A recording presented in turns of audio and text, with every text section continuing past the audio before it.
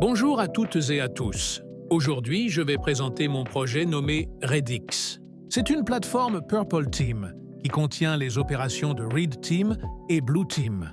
Je veux commencer par se connecter pour que le démo ne soit pas assez long. Je vais insérer les coordonnées puis taper sur Identity Verification pour vérifier et se connecter et pour ne pas oublier les autres options dans cette page telles que Forget, Password et New Registration.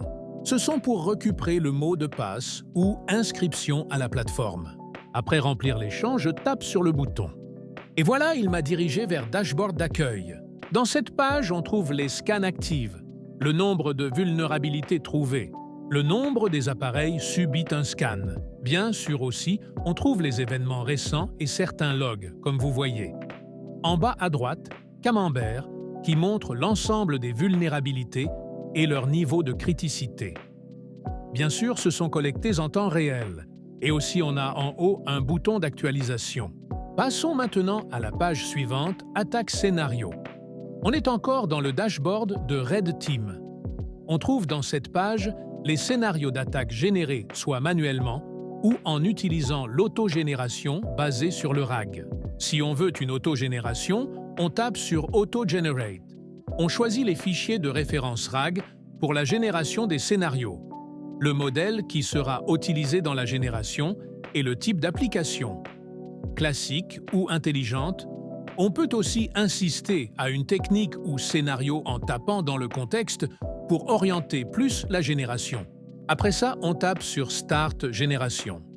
Pour la génération manuelle, on tape sur New Scénario. On doit remplir les champs, choisir type d'application. Encore, on peut avoir un scénario complexe en ajoutant plusieurs blocs.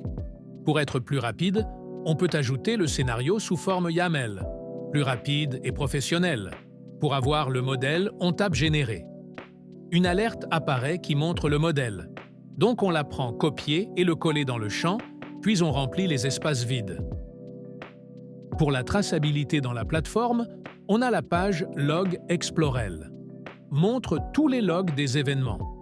On a des différents filtres pour appliquer dans le but de diminuer le nombre de logs dans cette page pour choisir un type précis, car il y a suppression, ajout, échec, etc.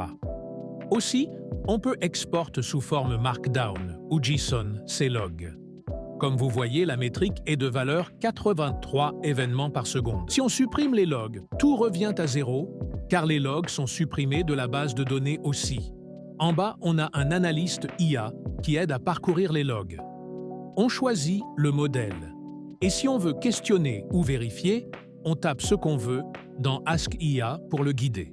On peut faire une archive rapide aussi. Les frameworks connus comme Mitre, CK et Atlas sont dans cette page. Elles résument sous forme Matrix Grid. Aussi, donnent les catégories, les tactiques et les techniques. Bien sûr, on peut les éditer manuellement. Ou bien le bouton Auto Generate aussi disponible ici. On tape et on choisit le modèle qui sera utilisé. Choisir type d'application, choisir ou ajouter un fichier de référence RAG. Le guide aussi si on veut. Sinon, laisse le vide et on tape Start Intelligence Generation. La plateforme peut aussi intégrer des outils via API ou Webhook. Pour le Red Team, on a l'intégration de Team, Jira et Slack. Ici, Slack déjà configuré, je lance un test et je tape quelques messages. Et comme vous voyez, communication en temps réel, ce qui facilite la communication entre l'équipe sans quitter la plateforme. Pour la configuration, il suffit de taper le bouton Config. Redix permet d'utiliser des modèles locaux ou sur le cloud. Pour ça, on a Ollama Infrastructure. Ici, on configure les agents soit avec LLM local ou cloud. Pour les LLM locales, on a Ollama avec terminal interactif pour interagir avec le microservice dédié. Il y a un guide des commandes et leurs utilités. On lance quelques commandes telles que Ollama PS et Ollama List pour voir la liste des modèles locaux et la voilà. Pour le cœur du Red Team, c'est le pentest. Cette page est dédiée à faire des pentests sur des applications classiques ou intelligentes.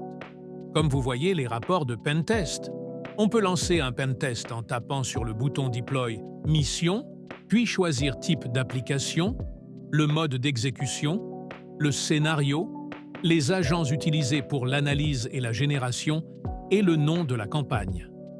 Pour la politique, elle est obligatoire seulement en mode automatique. Aussi, on a une autre méthode. C'est utiliser le terminal en tapant sur « Utiliser terminal », il nous donne la main à un terminal interactif lié à le service qui contient OS de Pentest. On peut utiliser, installer et choisir des outils pour l'utiliser dans notre Pentest. Et pour tout ça, il y aura un rapport. Dans la section Rapports, on trouve les rapports de Pentest ainsi des rapports de traçabilité de chaque terminal utilisé. Ils donnent l'IP, la date et les commandes utilisées ainsi leur réponse. Dans la section Rapports GRC, on trouve les rapports GRC générés après le pentest en utilisant RAG avec les normes de compliance. Passons maintenant à la gestion des utilisateurs et secteurs. On peut faire CRUD, ainsi promouvoir un utilisateur. Maintenant, pour le monitoring de la plateforme et ses microservices, on a la section System Health. Affiche tous les microservices, leurs états aussi log si on veut. Cette section nous donne aussi l'utilisation des ressources en temps réel et l'état du système complet. Si j'arrête un service, la consommation diminue. Si je le redémarre, elle rentre augmentée. Pour la base de données, il y a section Database Maintenance. On trouve la métrique, le nombre des services connectés à la base de données, le stockage utilisé par les données et la création de tâches automatisées telles que le sauvegarde. On a des fonctionnalités de nettoyage de la base de données. Ainsi, on peut télécharger les sauvegardes en format SQL ou zip. Comme vous voyez en haut, c'est le bouton de notification concernant les événements du système, on peut les voir marqués comme lus. On passe maintenant à le dashboard Blue Team. On trouve ici page qui résume logs, active scan, vulnérabilité, etc. Pour la page Risk Policy, ici, on crée une politique à respecter, contient les outils possibles l'utiliser, la liste des IP qui ne doit pas toucher, ainsi de suite. C'est utile dans le mode de pentest automatique. Dans la page suivante, les normes, on peut ici ajouter ou supprimer des normes de la forme PDF ou JSON. Maintenant, la page d'évaluation d'un modèle. On tape le prompt d'utilisateur, la réponse du LLM et le contexte si on veut, puis lancer l'évaluation après le choix du modèle de l'évaluation. On a aussi l'intégration des outils dans Blue Team, tels que SIEM, EDR, XDR, etc. De même, on doit le configurer, puis sera fonctionnel chaque outil. De plus, on a le Theme Light aussi, pas seulement le Dark Theme. Maintenant, les paramètres de profil. Le numéro de téléphone est utilisé pour vérifier l'inscription ou récupération de mots de passe. Passons à une démo rapidement. Profitez et n'oubliez pas de partager avec moi ton avis.